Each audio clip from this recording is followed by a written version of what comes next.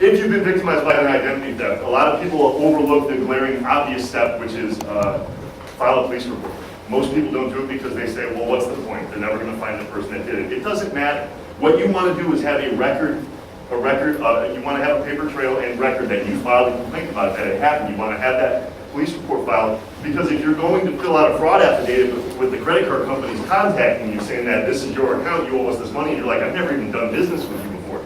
You have to have some sort of record there. And it makes lending easier. If you go to an underwriter and you've got accounts that are not there and you've disputed it and they're saying it's not mine, you can at least give a statement of fact and say, here's a police report file that I had my wallet stolen on this date outside of this restaurant, blah, blah, blah, etc. It makes it a little bit easier to go to underwriting and say, okay, well now we can possibly work around these things. This isn't yours.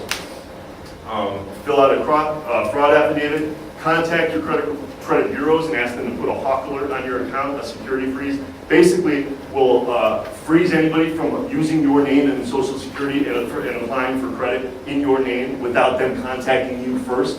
So if somebody's trying to use your information and they're in line at Macy's, I don't know, keep going around, but they're trying to apply for a card at Macy's, that it will be halted at the scene and they'll have to contact you by phone at the moment and say, are you standing in front of me applying for this credit card? And you can say, no, I'm at home watching the Dallas Heat game. And I don't know who's winning, so if anybody happens to know the score, feel free to shout it out.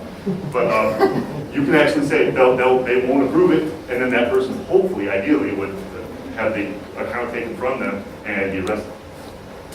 File a complaint with the FTC. And again, these are things just to have on record. It makes it so much easier when you're trying to dispute information, say that's not mine, that you took these steps. It's a fair way of weeding out the people that just simply say that's not mine, versus the people that legitimately had their identity stolen. And check your credit reports often. Check them often. You have the right to get them for free. Don't skip over that right.